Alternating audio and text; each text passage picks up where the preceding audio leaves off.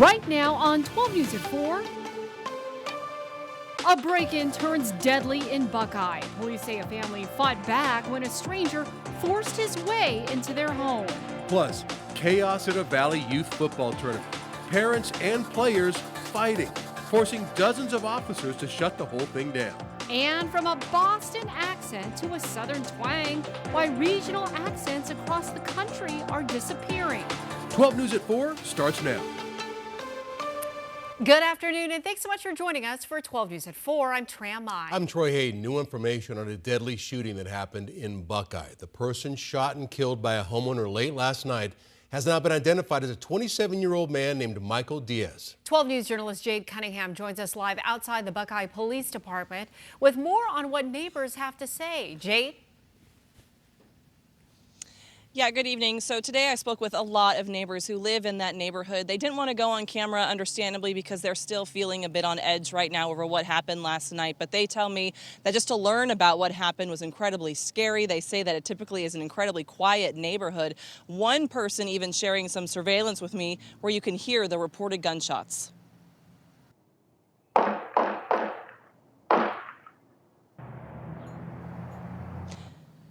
Now, a scary sound happening around 9 last night in that neighborhood near Yuma and 239th Drive. We went to the house involved today. We found the security screen all bent up right outside the front door, which was boarded up. Evidence stickers also found on the ground and in that entryway as well. Now, last night, Buckeye police say they responded to a shooting and found a man inside a home who'd been shot multiple times. Authorities tell us that a mother and her 2 adult children were inside the home at the time when someone, they say, began banging on their door. They answered the door, and authorities say that's when Diaz began to force his way inside. A man in the home, they say, got a handgun and fired as Diaz broke through the security door and stepped inside the home. I spoke with a criminal defense attorney today who tells me Arizona's castle doctrine would most likely apply to this case, which presumes a person is justified in using deadly force against someone unlawfully entering one's home, that the person perceives an immediate threat and must protect themselves, their family, and property. They would have that presumption. So the law would presume up front that they are able to do this and that it would be reasonable. Now, presumptions are typically rebuttable. So that means the opposing side could always come in and say, hey, it wasn't reasonable because of X, Y, and Z. But they would have the burden of proof then to show this is not reasonable conduct. We also reached out to the Buckeye Police Department today for an interview, but they said that no one was available, just that it is still under active investigation. And at this time, it is believed that the both parties involved in this situation did not know each other. We'll continue to follow this story as well, so you can stay with 12 News for the latest on air and online at 12news.com. Reporting live in Buckeye, Jade Cunningham, 12 News. And Jade, that security door that you showed that was in your video looked like a heavy door. I mean, this was a violent entry. Is that what happened? Yeah, I mean, the security screen you can see is in 2 pieces right near the entryway of that home. So, you know, whatever the situation was, I mean, that person had some intent, it looked like, to get inside that home. So, of course, that's something that authorities are investigating at this time. Yeah, all right. All right, thank you, Jade. Thank you, Jade. Out in Buckeye. Youth football tournament in Mesa had to be cut short because of a huge brawl involving both players and parents. The scene very chaotic. More than 100 people were involved. Yeah, dozens of officers from several East Valley agencies had to respond and escort everyone out of the facility. 12 News journalist Gabriela Becerra spoke with players and parents about what happened. It's still unclear what the fight was about, but we know it started between players and then parents joined in. Chaos erupted at Arizona Athletic Grounds in Mesa on Sunday after a fight broke out during a youth football tournament. It was just interesting and quite shocking. It did feel like a big waste of time. Especially because, you know, we hadn't even started our day. Dane Ploti, a 15-year-old player from Phoenix, was warming up for his first game of the day when the field he was supposed to play on next turned hectic. We just see, like, everyone just screaming, yelling, and going towards, like, the action on that field. According to Mesa Police, approximately 10 players on 2 opposing teams started fighting during a game. The situation escalated after parents and spectators got involved. It's hard to believe that people get in the physical fights over this kind of just smaller tournament. It's not anything that's going to be on the record books or anything, but it was a little weird, a little embarrassing, a little sad. I hope that nobody got hurt and that everybody's okay. Off-duty officers called the fight in, prompting 70 more officers to show up from Mesa, Gilbert, Queen Creek, and the Maricopa County Sheriff's Office. They cleared the field and all remaining games were canceled. It was kind of disappointing because we should have won our first game, and then in our second game we would have played a team that we lost to yesterday, and that would have been like our revenge game. This was the MLK Jamboree tournament hosted by Red Zone Elite for 7-on-7 teams. Plody tells me it's not uncommon for players to trash talk during games, and he even saw smaller fights break out the day before. The ref had us shake hands, yeah, make sure no trash talk. You guys can trash talk, but don't in each other's faces. Police tell us no one was injured, no one was arrested, and no force was used by officers. I know a lot of teams were from California and Tucson and Nevada. We saw some Texas teams too, and that was I can't even imagine how it feels for them because they come all this way just for one kid to spoil it for everybody. I've reached out to the organizers of the event, but haven't heard back yet. Parents tell me they were told that the tournament may be rescheduled, but nothing has been solidified yet. In the newsroom, Gabriela Becerra.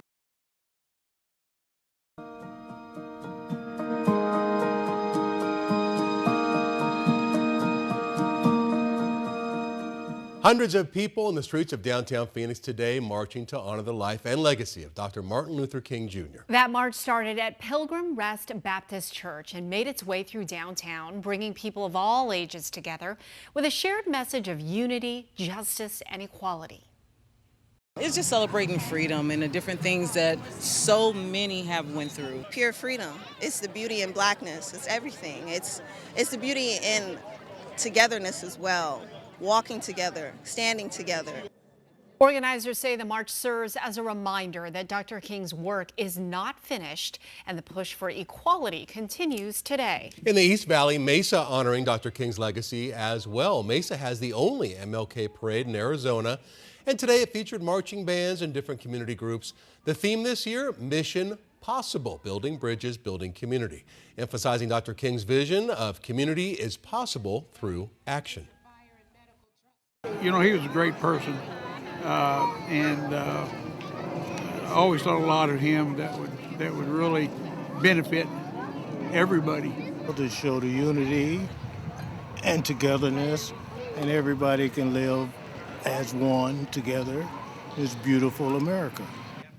And it wasn't just the parade. Mesa held an MLK festival after those festivities with music, food, and a lot of fun. And what a day to be outside on this very special holiday. Lindsay, you really couldn't ask for a better day. No, it's been a beautiful stretch of weather. We're going to continue with this stretch over the next few days. Here were the stats from today. We made it up to 75 degrees, 7 degrees above the average, but the record for the date, 88, set back in 1971.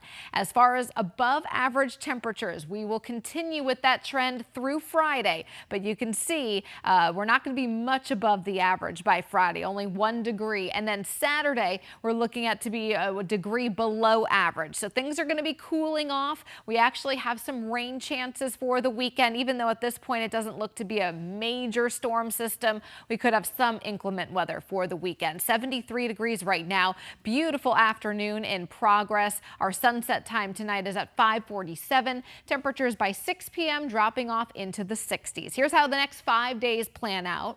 We're looking at temperatures in the 70s through Friday, 60s, so definitely cooler but seasonal by the weekend. Notice though along the rim some better precipitation chances for the weekend. Friday and Saturday look to be the wettest. Cooler though, temperatures dropping off significantly between Friday and Saturday. And up in the mountains as well, this is the Flagstaff area. We'll also see some precipitation chances. So we'll continue to map that out, show you hour by hour coming up in my full forecast. Tram?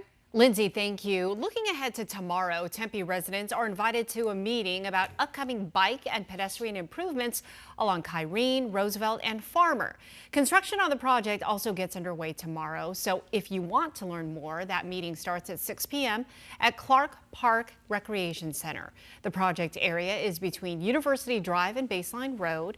It'll include new sidewalks, buffered bike lanes, a two-way cycle track, wayfinding signs, and a new pedestrian signal at Western Canal and Baseline. Crews will start at the south end and then work their way north. The project is expected to wrap up this fall. Also happening tomorrow, Arizona Superintendent of Public Instruction Tom Horn will deliver his 2026 State of Education speech to the House Education Committee at the state capitol. He's expected to cover key updates and priorities for Arizona schools in the year ahead. This will happen at 2 p.m. 12 News will be there. We'll bring you the very latest tomorrow. Up next, an incredible survival journey. After a man flatlines twice, he's now celebrating life's biggest milestones. So you're on vacation, everything's going great, but then you look up in the bathroom of your hotel room and you see a hidden camera. One woman's story.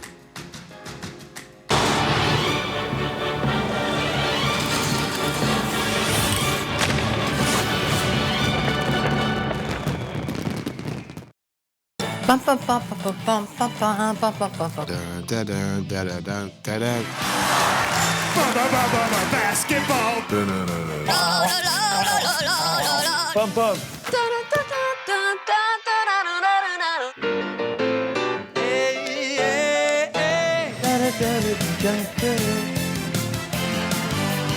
The NBA is coming to NBC this October on 12 News.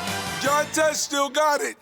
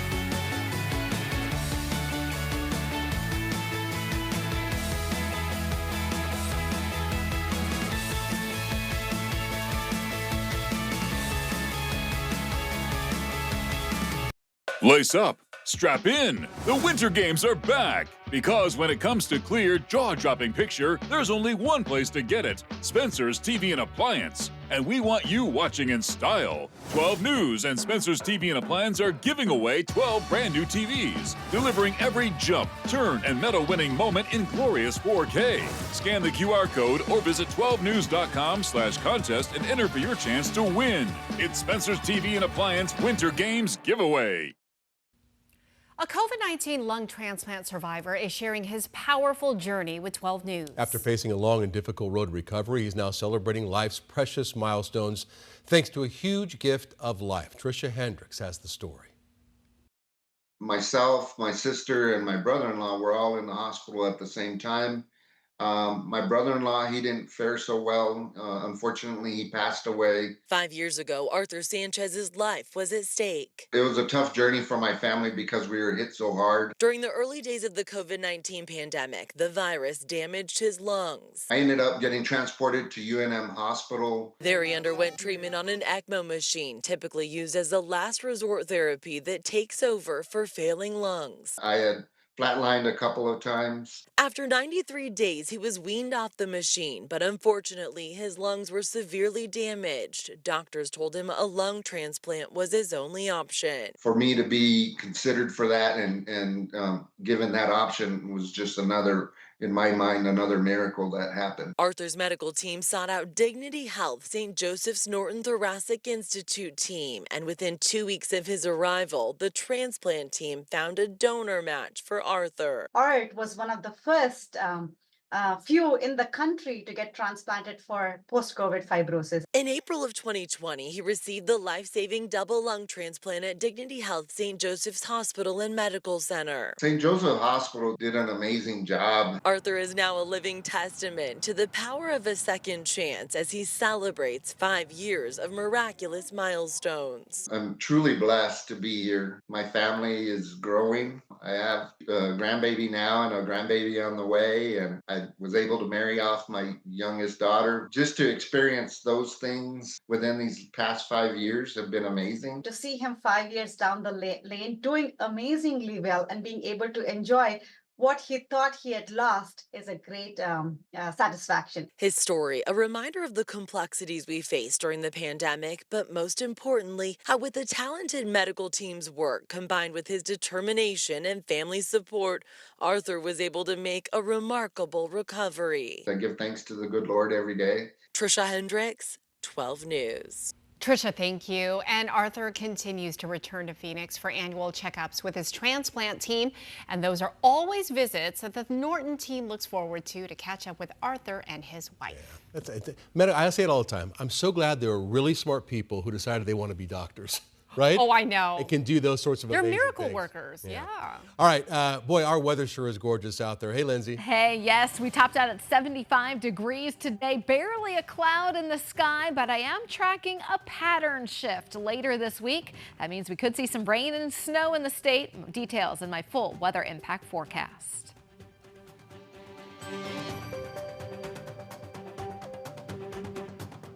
Valor, dedication, sacrifice. Members of our military make a positive impact on our communities long after they take off the uniform.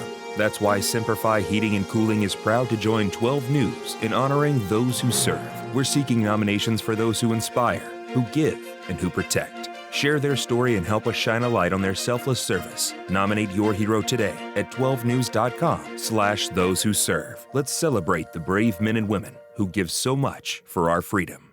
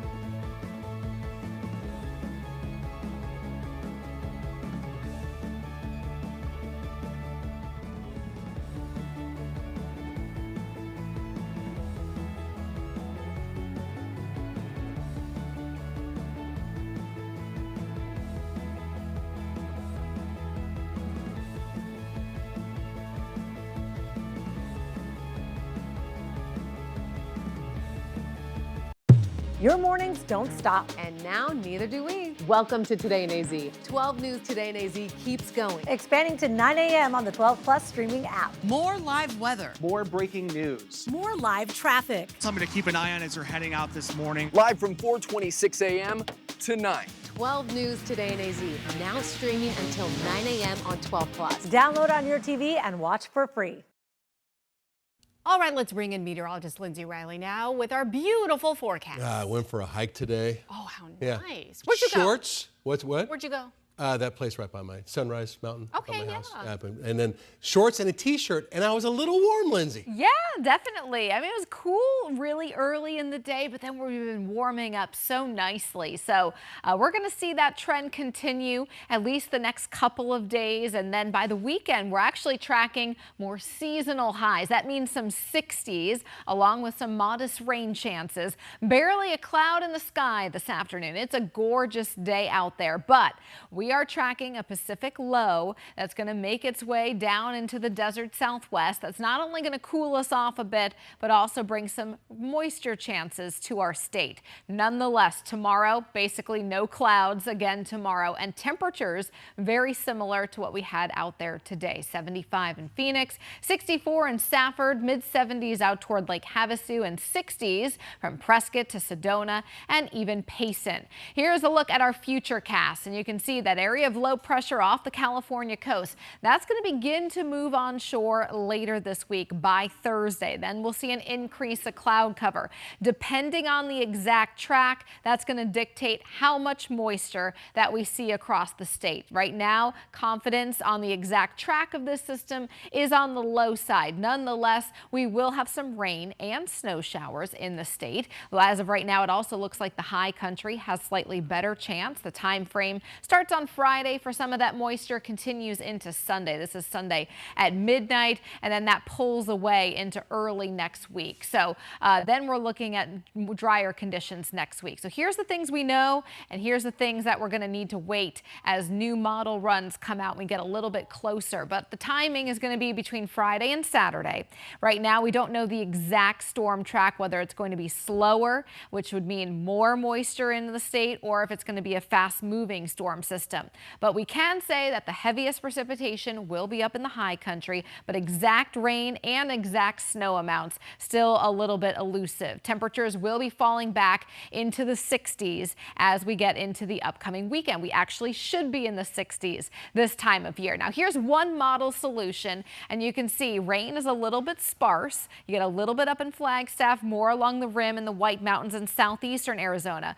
This all depends on the exact track. Comparing that to this particular model, which brings more over the lower desert, so that plume of moisture backs up a little bit further to the west. So as we get closer to the weekend and that storm track gets a little bit more settled, we'll have a better idea how much rain and snow that we could see. You can see here in Phoenix, though, about a 20% chance for a shower Friday and Saturday. That could go up. And then after this storm system moves through, we're back to drier than average conditions through the end of the month. We've also seen a lot of days with above average temperatures. That's all the red boxes. And it looks like pretty much the rest of the month is going to be red, except for maybe a day or two this upcoming weekend. So here's our Flagstaff 7-day, and you can see those rain chances do start to go up on Friday and Saturday. There's going to be a pretty big temperature drop off back to the 40s, so some cooler temps this coming weekend. Here in the valley, we'll drop back into the 60s, slight rain chances, but again, it all depends on that storm track, and we'll fine tune the forecast as we get a little bit closer. Tram? All right, Lindsay, thank you. Now let's take a look at some of the top trending stories online today. This is frightening. A vacation turns into a nightmare after a woman found a hidden camera in her hotel bathroom, and it was right there you just saw in a vent. She was visiting Alabama when this happened. So she contacted police. The camera wasn't recording. It had no memory card, but the woman switched hotel rooms while officers started investigating how that camera got in there, what was going on. Still no explanation. But yeah, that's the last thing you want to see when you look up there. Some weirdo putting a camera in there.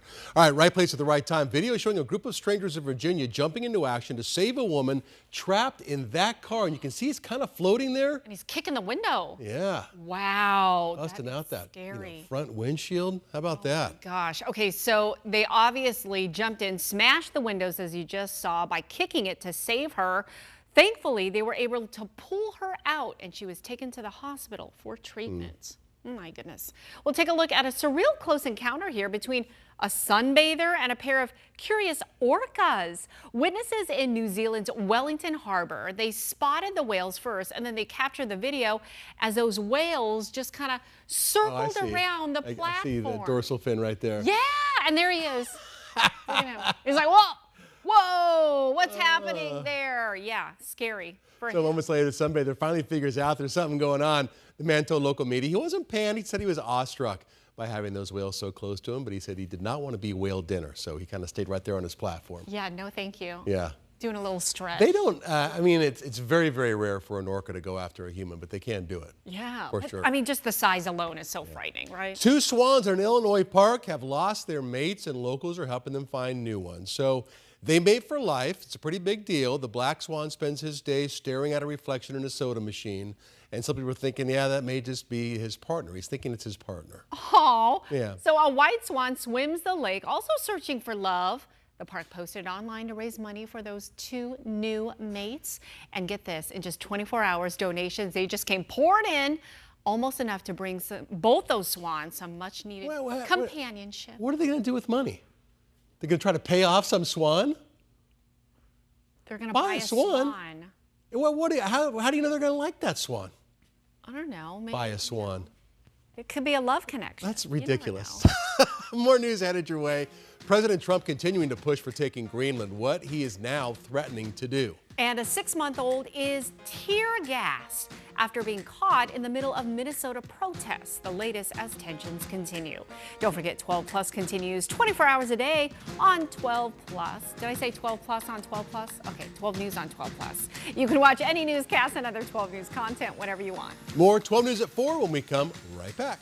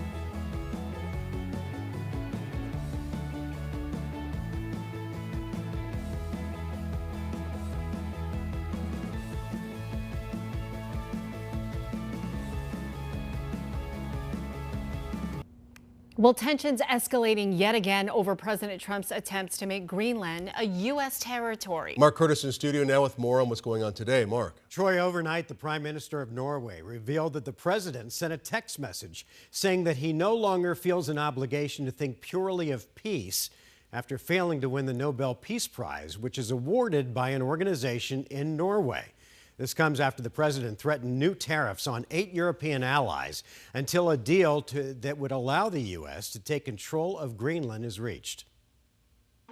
With tensions heating up over Greenland, President Trump ratcheting up his rhetoric and economic pressure to own the Danish territory, declining to answer when asked by NBC News today if he would use force to take it over. He also threatened a 10% tariff on 8 European countries that oppose his fight for the island that he says is vital for U.S. security. But today, the Norwegian Prime Minister gave a different view on the territorial tussle, releasing a text from the president that states, quote, "Considering your country decided not to give me the Nobel Peace Prize, I no longer feel an obligation to think purely of peace." Administration officials pushing back. We are not going to outsource our hemispheric security to anyone else. European leaders now looking at options to counter Trump's new tariffs, including a trade bazooka, never before used, that allows EU nations to retaliate, though some leaders are taking a more measured tone. I think that this can be resolved and should be resolved through calm discussion. The EU is America's largest trading bloc. I think you will expect to see a number of senators join in an anti-tariff resolution filed right when we get back. The escalation in tensions is really troubling, and we are on the verge of a crippling trade war with Europe. Trump has made no secret that he wants to own Greenland. We need Greenland for national security very badly. To counter what he calls a growing threat from Russia and China. But in a statement, the Chinese government says the U.S. should stop using China as an excuse for its own selfish gain. Now, the president will head to the Economic Forum in Switzerland this week, where Treasury Secretary Scott Bessent says the president will tell officials this is what American leadership in the world looks like. Tram? All right, Mark, thank you. This afternoon, we are continuing to follow the latest developments out of Minnesota after a woman was shot and killed by an ICE agent. We now know an investigation into that agent has reversed course. The Justice Department usually launches probes into the officer's conduct in such shootings. That's to ensure law enforcement did not breach any civil rights. Sources say the FBI opened such a probe into ICE veteran Jonathan Ross, who shot Renee Good. But apparently now the investigation is focused on the conduct of Good and her widow. Meanwhile, the Justice Department is investigating anti-ICE protesters who interrupted a church service. This video from City's Church in St. Paul, Minnesota over the weekend. Now, it appears to show demonstrators among a group of worshipers. The demonstration follows online claims that the church's pastor works for ICE. The Department of Homeland Security says it will not comment on whether that is true. And over in Minneapolis, a 6-month-old is recovering after being caught in the middle of protests. That baby was in a car with its family when ICE agents tossed tear gas into the street, and as smoke filled their car, video shows the mother trying to get her 6 children out. The baby was not breathing by the time she got him out, and she had to perform CPR on the baby. The baby and 2 of her other children who have severe asthma were all taken to the hospital. Blowing snow, slick roads led to a massive pileup in Michigan, and oh, look at that huge mess. 100 vehicles involved. You can see all the big rigs there, numerous injuries reported, though none of them believed to be fatal. The highway has been closed in both directions now for several hours. And yeah, driving in ice and snow, especially when you can't see, so dangerous. All right, so we're taking you somewhere else now where you might not expect this. This is Florida. Would you say that's Florida? Where in Florida? The Panhandle. Oh there were flurries up there. No significant accumulation. Temperatures, though, very cold. You know lizards are dropping out of trees. Oh, Iguanas yeah, that's right. Oh, they're falling. Like icicles. Don't get hit by an iguana. Last January, the Panhandle saw a record-breaking amount of snow, about 8 to 10 inches. Wow. Fell in some spots. Look at that. When's the last time it snowed here? When's the last time it snowed here in the valley? I remember, has it been like just a couple of years? Yeah, and we tend to get them up in the Four Peaks and the a little Superstition, so you'll see it. Even North Scottsdale, Yeah, near Troon, yeah. we'll get some snow occasionally. So definitely within the last couple of years, we've seen some of that, and then it melts very quickly, as it does in Florida. We're looking at beautiful weather, at least for the time being. We don't have any snow in the immediate forecast for the lower deserts, but from the national map here, you can really see where all the Arctic air is. Minneapolis right now, it's just 1 degree. 5 degrees in Chicago, 18 in Buffalo, and you can see temperatures temperatures have come up, and now in Florida, Miami is sitting at 64. Looking ahead to tomorrow, we'll still be in the mid-70s. So we're one of the warmer spots in the country. Miami's also in the 70s, but it's also not going to be quite as cold closer to the Great Lakes. Still cold, but not 1 degree cold. As we look to the big picture, this is a 90% chance. You don't see this too often on this map for below average precipitation. So the Northeast is getting quite the chill, and that's going to continue through the end of the month. Meanwhile, much of the western states still enjoying these above average temperatures. And as you can see here, it's going to change because right now average high is 68, and we're still hanging out in the mid 70s through Thursday. Now we do have a 68 on Saturday. That's going to be the coolest day of the week. And then we're right back into the 70s, and it looks like these above average temperatures are going to stick around right on through the end of the month. We do have some slight rain chances. We'll talk more about that coming up in my full forecast. Tram? All right, Lindsay, thank you. World famous designer Valentino has died at the age of 93. Kurt Gregory takes a look at the life of the man who dressed some of the most famous women in modern history. The man whose clothes would become synonymous with glamour and elegance was born Valentino Garavani in northern Italy. As a young man, Valentino studied both French and fashion in Milan before moving to Paris to learn the fashion business as an assistant to designer Guy Laroche for 3 years. He returned to Italy and established his own company in Rome. The world's most famous and photographed women all dressed in his designs. Over the decades, a Valentino gown became recognizable for strong colors and a flattering cut. Has not a very wide shoulder, but just to keep it up a little bit, that makes the silhouette looking longer and longer, you know? His designs were glamorous, especially his evening gowns, perfect for the catwalk and red carpet. Hollywood loved his haute couture. He dressed Julia Roberts the night she won the Oscar for Best Actress. In 2008, after defining style for 4 decades, Valentino stepped down as head of his fashion empire. But he'll be remembered for his signature style. Kurt Gregory, NBC News. Well, still ahead, we'll give you a live look at Valley traffic as the afternoon commute gets underway.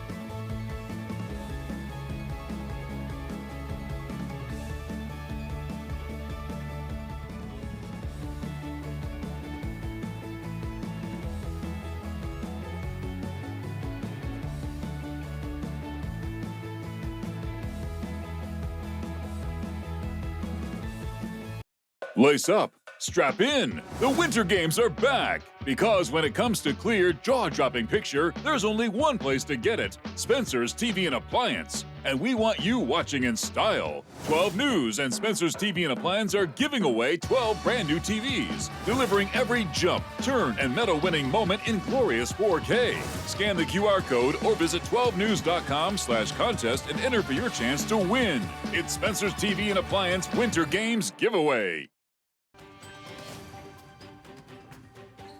Out on the roadways right now, it is nice and light. A holiday right now. We're just seeing the heaviest volume in the valley is currently near downtown Phoenix, especially in the westbound lanes of I-10. 9 mile an hour. That's what they're moving at right now. But the whole East Valley, US 60, the 202, traffic sensors are green. Same thing with the West Valley. Looking good along the 101 and even the I-17 north and southbound lanes are smooth. I sense a lot of emotion today. For the top sports story the other day. Well, we'll get into all the Cardinals coaching updates here coming up at 5 o'clock, guys. But you know who's in town this weekend? Jake the Snake Plumber. Let me tell you something. Jake needs to come around more often. He's just a beam of positivity. Yeah, and it's always great to talk to him, too, as well, because he's always so insightful and thoughtful. He truly cares about our city, about the Valley, about ASU. So he was out this weekend at the superhero event over there at the old Metro City area. Yes, we did an interview about that, Yeah, put on by the Phoenix Police Department. And we talked all things with Jake. We talked about Kenny Dillingham getting his new contract, Sam Levitt leaving, the Cardinals, they need to spend a little bit. Here's Jake Plummer. Let's start with Kenny. Yeah, I think it's great. I mean, Kenny's heart is all about here. He grew up here. He grew up roaming around that stadium, watching us play back in the 90s. So it's really awesome to see him be honored for his commitment. But he's doing a great job bringing in the right kind of players that it matters to them. It means something to them to be a Sun Devil. I'm glad to see him here along with the staff that's stuck around because these guys are good coaches. What do you think about old Sam Levitt leaving? I'm wondering who's going to step up afterwards, but I'm also wondering who's advising him.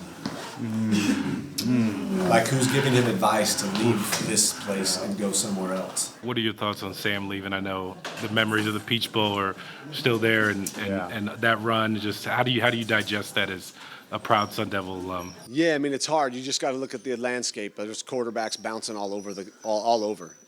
It's hard to see him leave, though, because I really loved his leadership, his passion, and his, the way he played. It's exciting to watch him play, but I wish him well. I have no hard feelings for what he's doing. It's just, this is the nature of this game now in college, and we see it with the pros. When these athletes are moving every so often, it's hard to just really latch on to a team, but I think Kenny has got the right players. He's going to bring in another gunslinger to lead this team, and I wish Sam well. It's going to be. I'd love to see him continue on here, though, and build something memorable, so we can stop talking about that '97 Rose Bowl team that lost. We can talk about somebody else. We won our first playoff game in 50 years when I was here.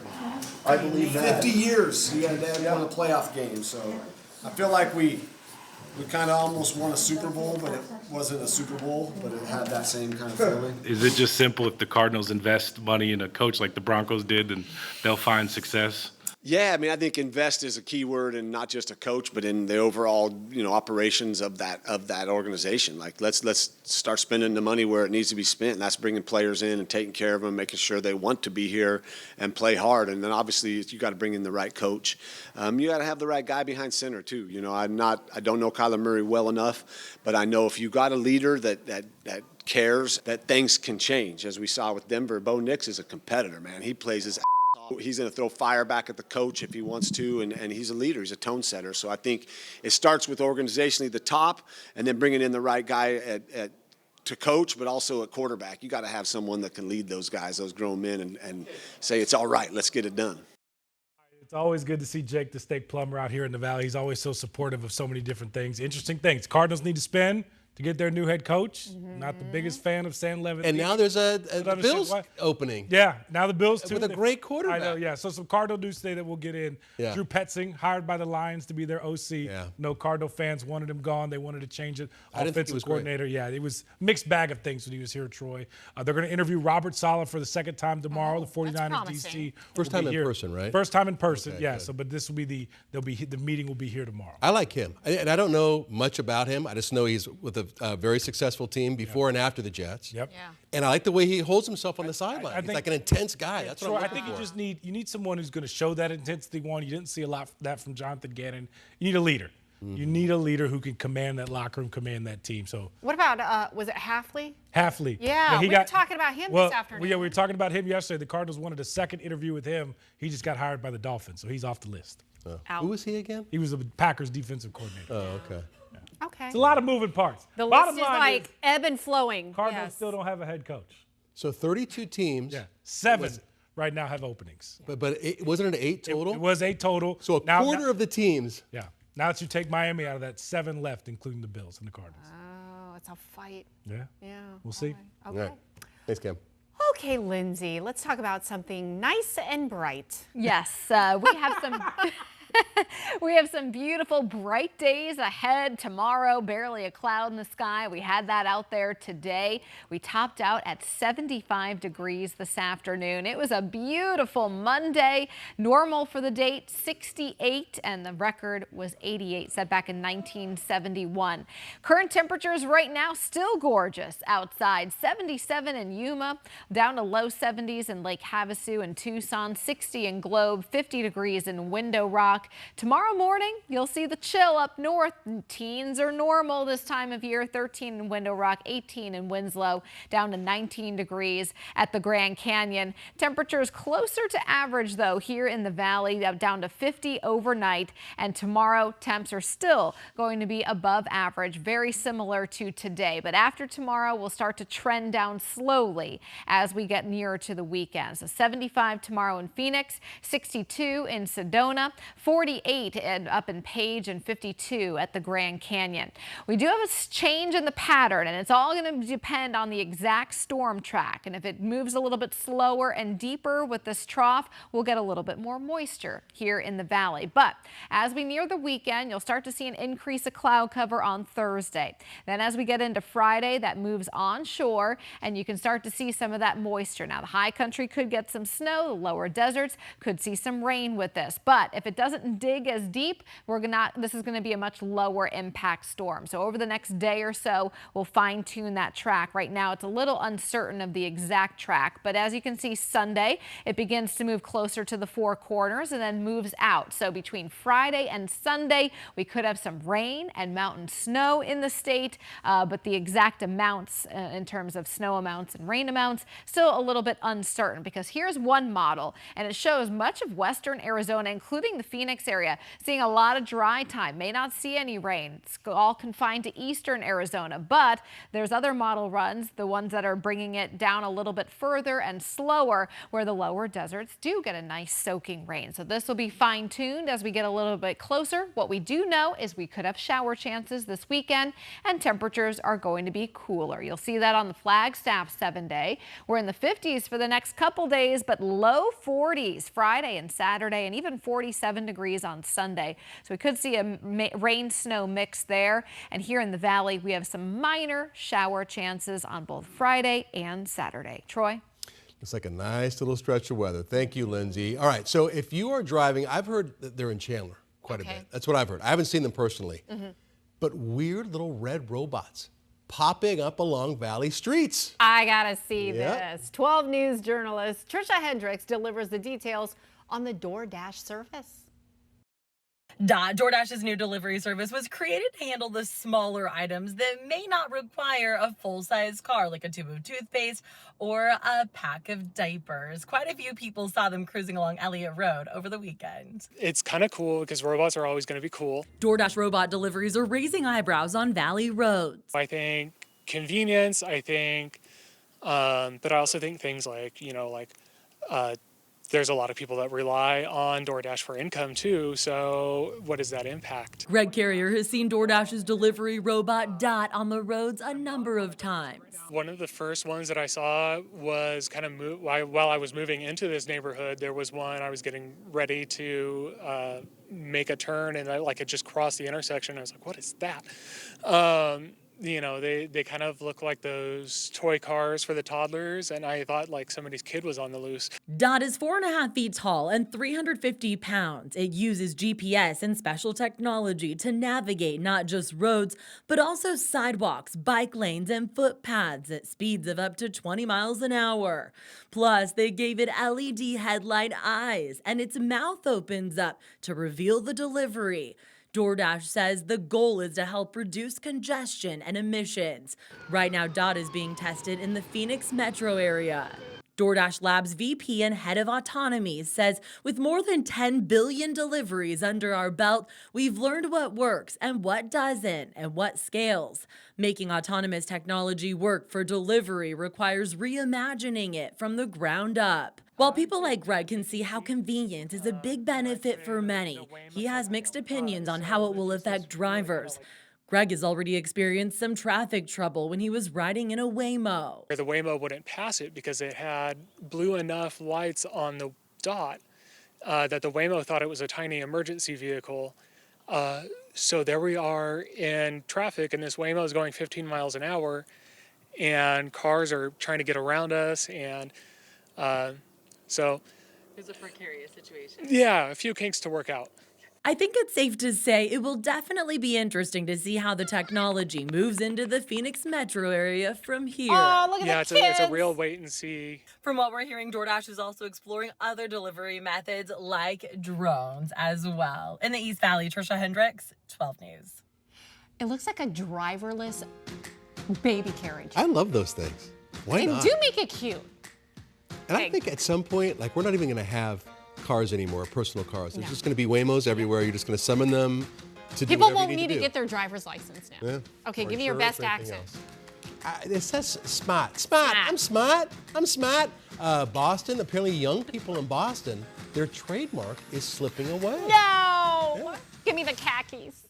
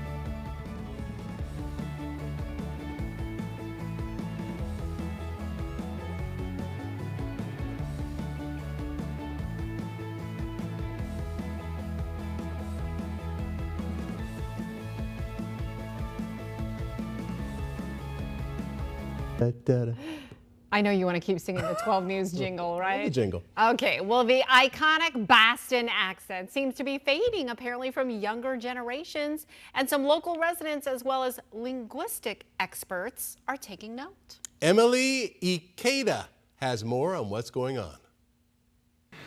Don't you think we need to be smart right now? Smart? When it comes to regional accents, perhaps nothing is bigger than Boston's. You must be the other guy. With that famously missing R showing up on the big screen. Are you, or are you not, a knock? And featured in Super Bowl commercials. Look who's got Smart Pack. But researchers have found in recent years that melodic speech pattern native to New England is fading. We got a problem. We pushed the ship too hard. Online, there's an apparent generational dialect divide. The more neutral pronunciation is something Catherine Loftus has noticed with her own kids. It's not as though it has faded a little bit. They completely pronounce their R's. It's just the latest accent to see a decline, with multiple studies finding the Southern twang, Piper, no! the Texas drawl, All right. and even the beloved Brooklynese are all slowly changing. I'm walking here! And Americans are hearing the difference. It feels like now there's a unified way of how we as Americans speak. The cause, some experts say, has to do with changing demographics. In the case of the Southern accent, researchers suggest people who grew up in Georgia in the 60s interacted with mostly Georgia-born speakers, giving them more regional inflections compared to later generations, who were more likely to grow up in more diverse communities. Back in the hub, Bostonians are speaking out. Do you feel like the Boston accent is becoming extinct? It just breaks my heart. Some are still loudly leaning into the native tone. Here in Massachusetts, even other parts of New England, we have our own language. They say remote, we say clicker. Even Hollywood stars Matt Damon and Ben Affleck proudly proclaimed their Boston roots last week on The Tonight Show. Egremont, Irving, Essex, Everett, Fairhaven. Fall River, Falmouth, Fitchburg, Florida, Foxborough for your mother. The wicked good news, speech experts say, while that Boston tone may be fading, it will never disappear. I don't think the accent's ever going to go away, honestly, but I think it is changing. Our lives are much more varied than they used to be. Yeah, don't ever go away. I like the accent. It makes people different. Yeah, you can kind of tell where people are from based on what's going on. But, easily. But there really is not a West Coast accent, right? These are all Eastern and Southern, point. right? Oh, our Valley producer Girl. says Valley Girl. I was just talking about the Valley Girl accent, wasn't talking about the I? Valley Girl. Like, for sure. Gag me with a spoon. Oh. All right. Okay. Oh, I can't stand that accent. I think that's kind of gone away. Yeah, that's not. No. Yeah. In just 2.5 minutes, a Vegas-style sphere could soon light up the Potomac. The new plan to bring this high-tech venue to National Harbor. Harbor? Harbor. At the harbor? I couldn't help it, sorry.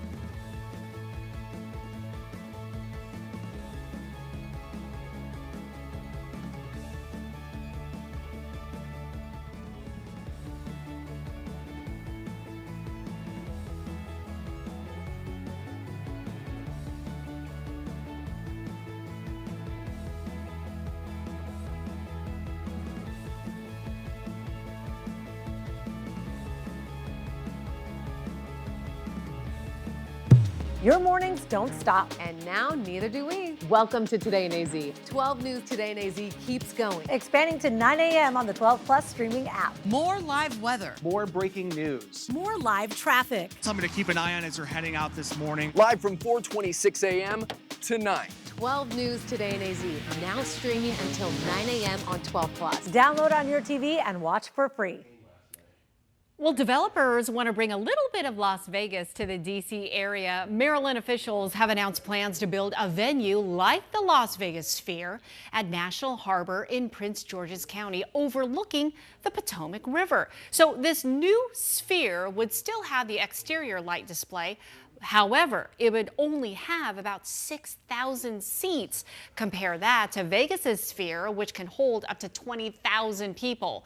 State and local leaders say it could help replace lost entertainment venues in the area.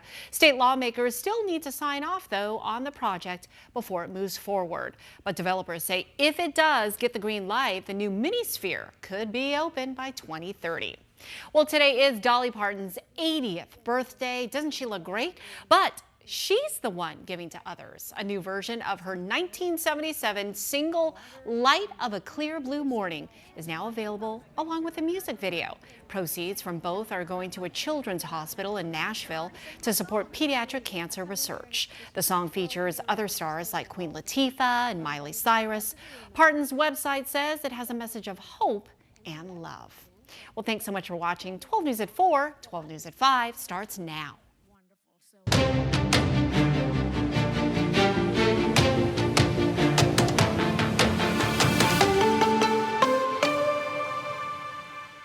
Good evening. A man is dead tonight after reportedly trying to break into a home and then getting shot by the homeowner. Thanks for joining us. I'm Mark Curtis. And I'm Troy Hayden. The chaotic scene playing out late last night in Buckeye in the West Valley, the home near Yuma Road and 237th Lane. 12 News journalist Jade Cunningham has been talking to people in the neighborhood and joins us live from Buckeye Police with the details. Jade?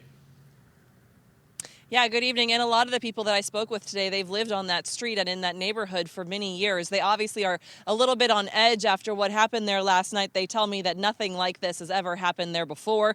Some, of course, scared. Others just trying to understand why it happened, trying to make sense of it. And for those who heard the gunshots, they tell me they are still hearing those gunshots, kind of replaying it over in their mind. We actually have obtained exclusive video which shows and where you can hear those reported gunshots. Take a listen.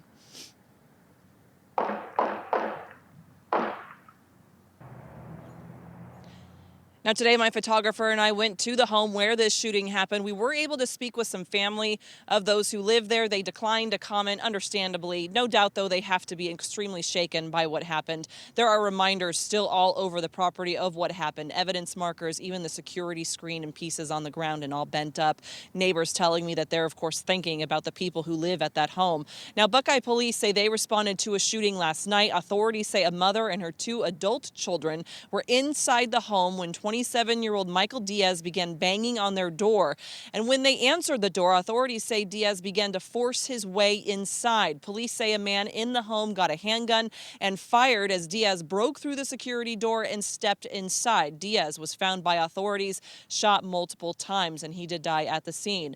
I spoke with a criminal defense attorney. He has no affiliation with this case whatsoever, but he tells me more about the law that would apply to a case just like this.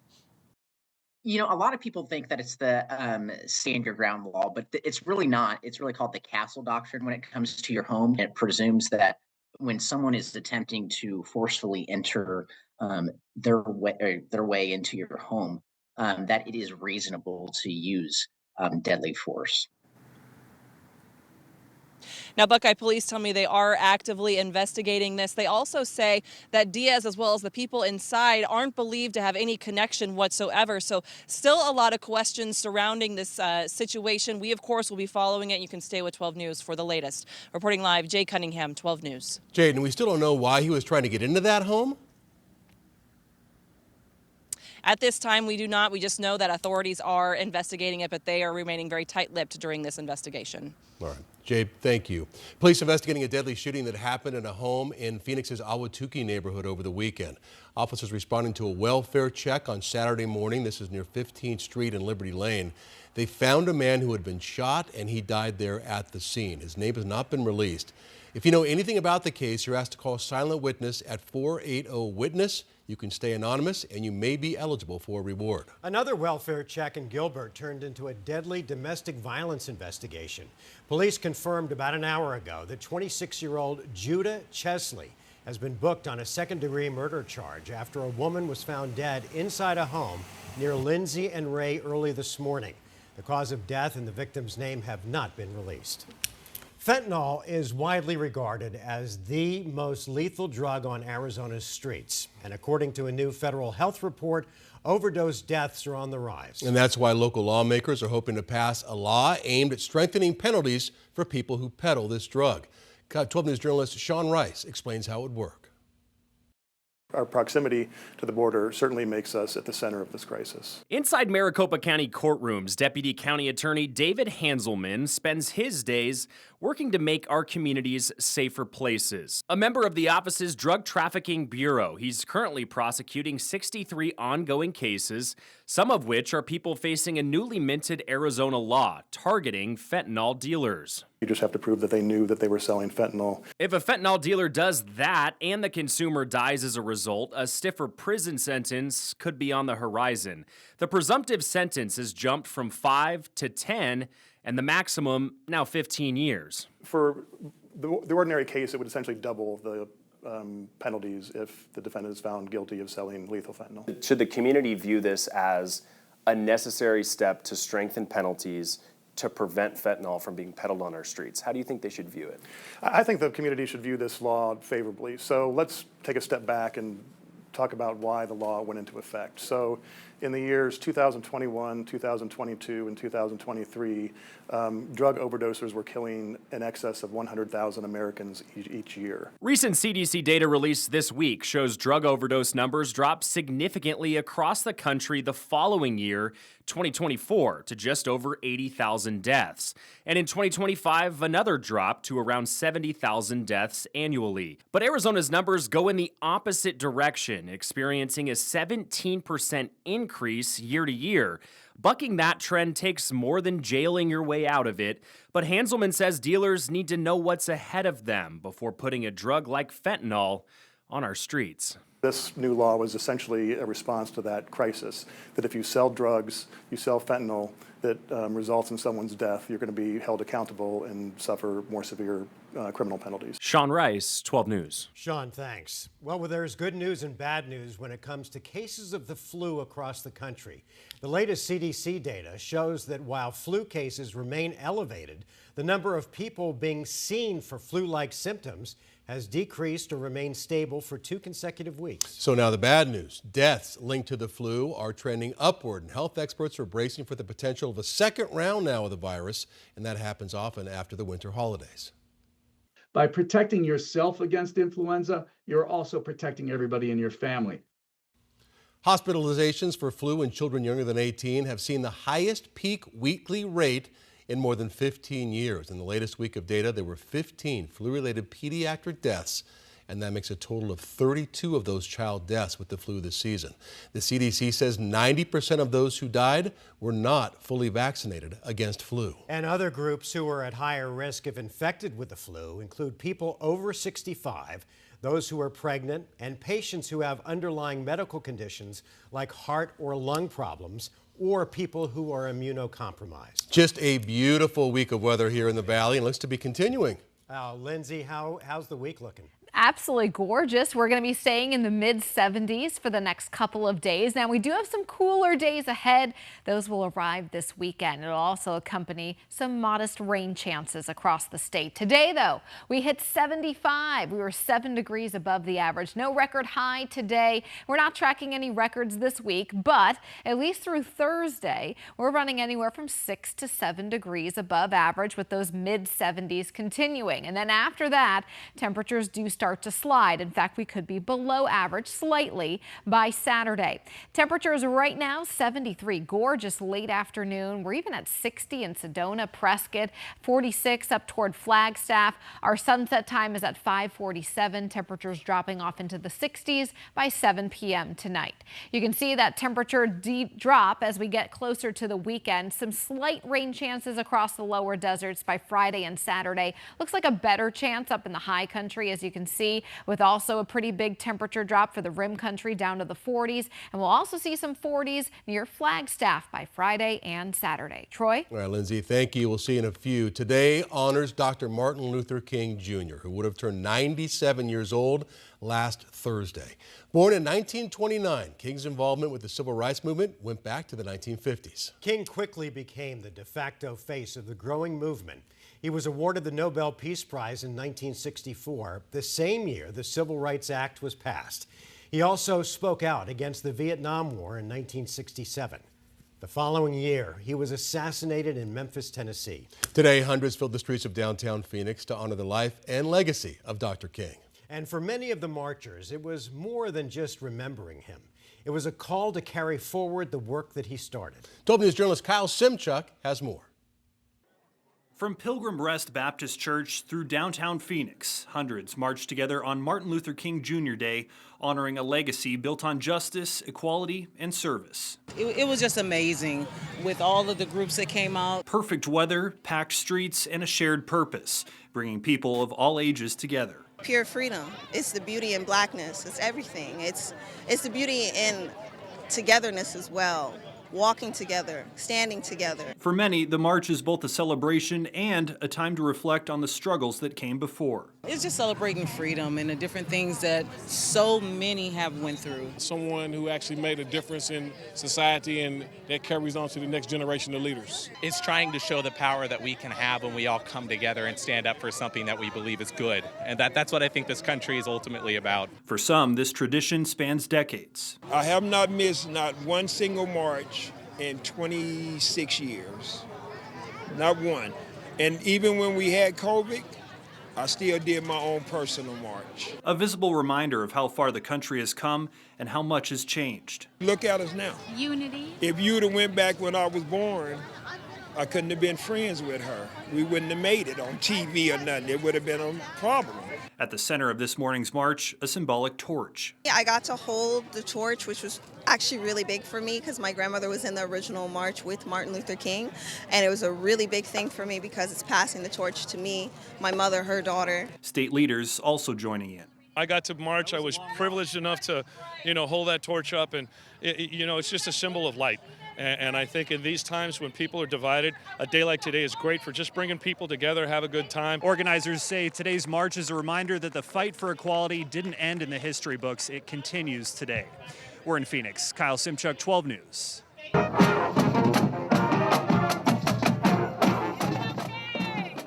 Boy, what a celebration in the East Valley today. Mesa paying tribute to Dr. King.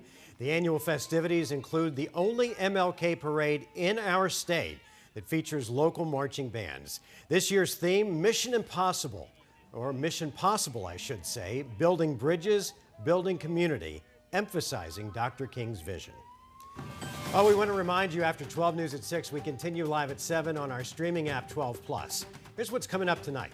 A youth sporting event goes very wrong over the weekend. A huge brawl involving parents and players. 100 different people involved. Dozens of officers have to come and clear that field out. And still ahead on 12 News at 5, an ice skating legend is looking ahead to the Winter Games and the new stars who are ready to take center stage.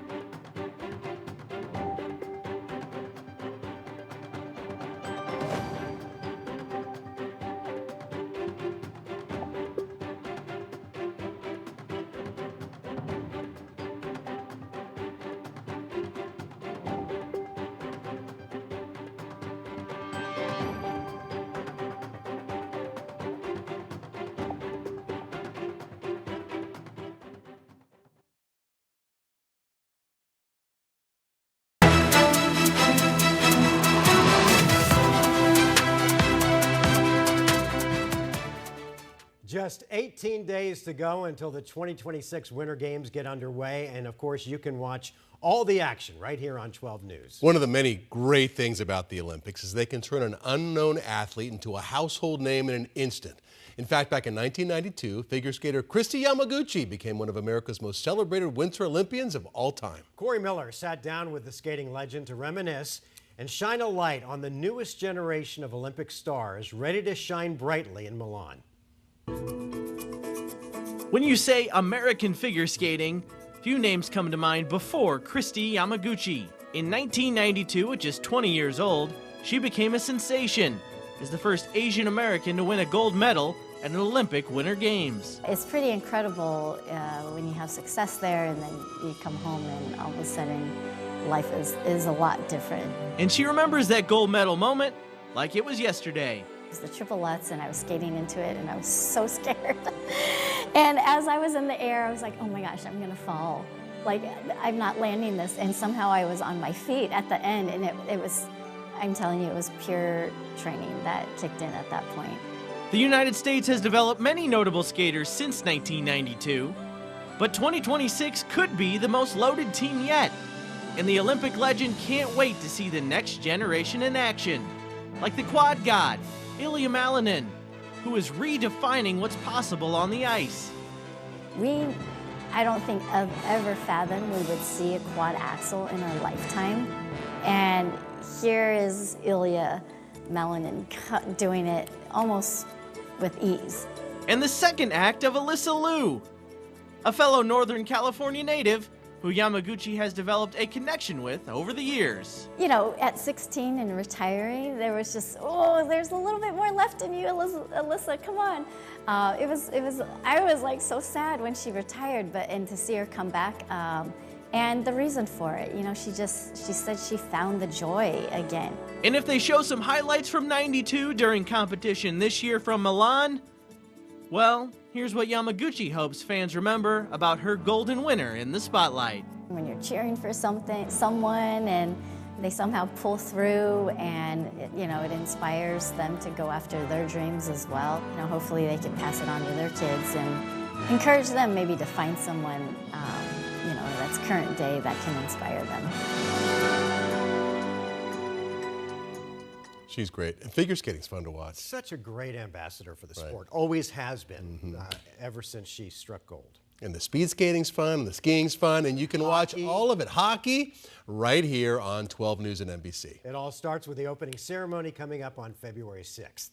All right, let's go back to meteorologist Lindsay Riley for a look at our weather impact forecast. Hey, Lindsay. Hey, yes, gorgeous day out there today. 75 degrees, temperatures above average. They'll remain that way for the next couple days. In fact, highs are going to be very similar to what we had out there today. Very few clouds, pretty much sunny skies all across the state tomorrow. 53 in Show Low, 70s out in western Arizona, 52 in Flagstaff. We are tracking, though, a bit of a pattern shift later in the week. An area of low pressure approaching Southern California, and depending on the exact track of this, that'll dictate how much rain and even some mountain snow that we do see. So the deeper, the further south it goes, the slower the storm system. That means more rain and snow. If it just skims Arizona, it means it's moving faster and we'll see a little bit less. But the time frame is from Friday to Sunday, where we could be contending with some wet weather and even some snowy weather up to the north. After that system, though, we return to below average precipitation. So as we wrap up the month of January, it'll wrap up on a dry note. January has also been much warmer than average. All the red boxes here, which the majority of the month is, those have all been temperatures above average for those days. We've only had 4 days of below average temps. We could have another one this weekend, but generally speaking, possibly only one more blue box for the rest of the month. Here's a look at our Flagstaff 7-day. Those precipitation chances go up later in the week and temperatures come down. Highs are only going to be in the 40s. Here in the valley, we have a few days of mid-70s before we drop off and have about a 20% chance for showers Friday and Saturday. Cam? Thanks, Lindsay. Coming up next in sports. All right, the Cardinals coaching search. Man, they got a big-time name coming in tomorrow, plus one of their own coaches gets a new job.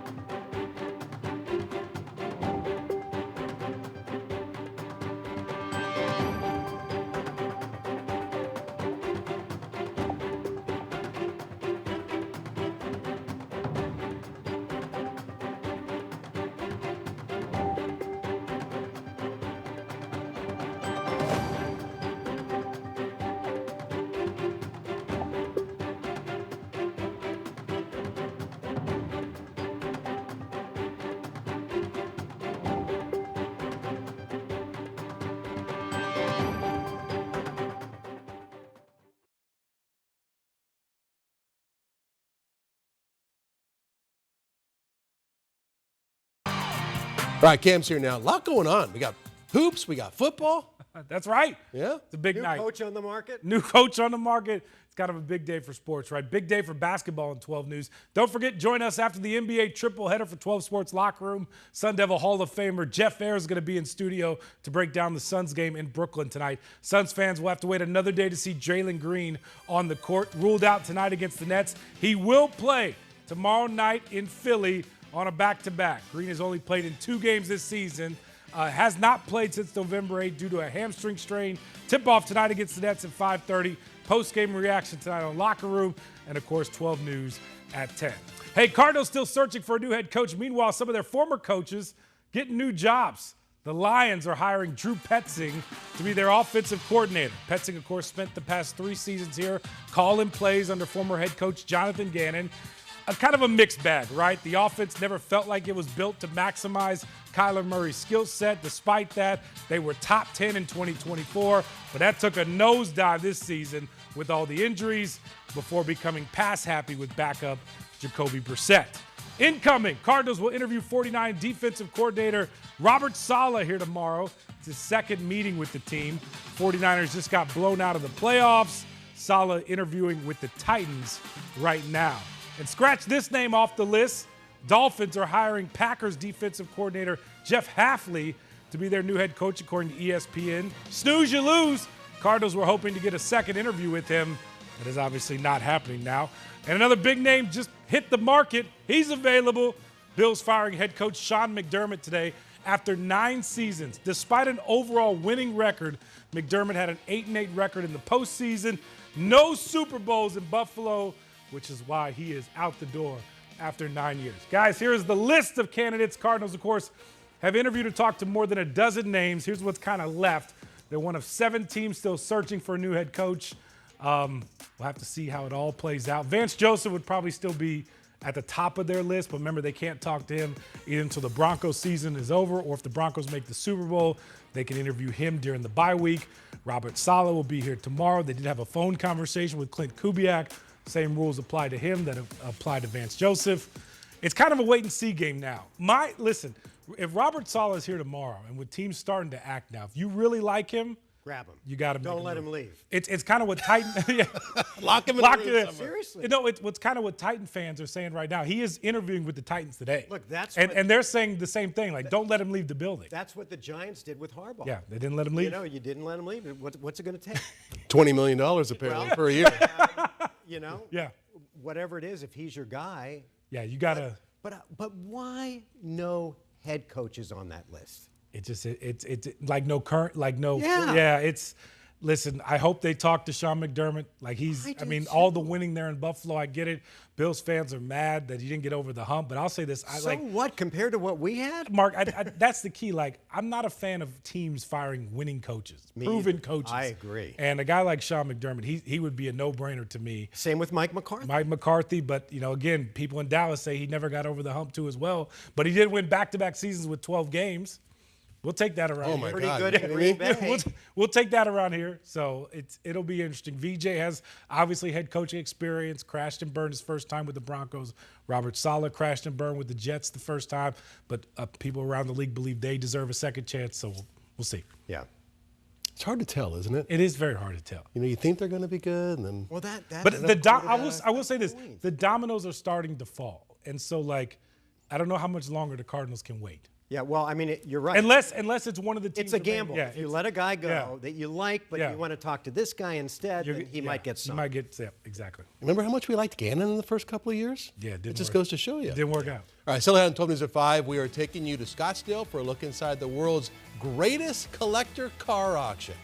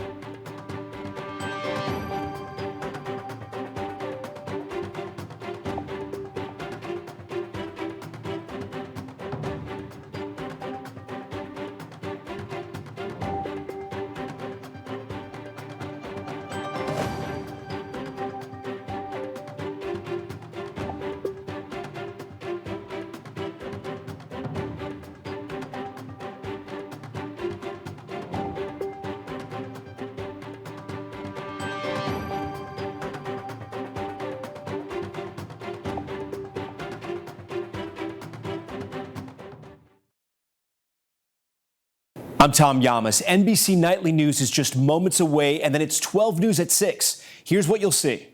Tonight, the push to create more regulations for ICE agents in our state. Plus, a COVID-19 lung transplant survivor shares his powerful story with 12 News after he flatlined twice. And Chandler rolls out new delivery robots. Love those stories and more when we see you at 6 o'clock.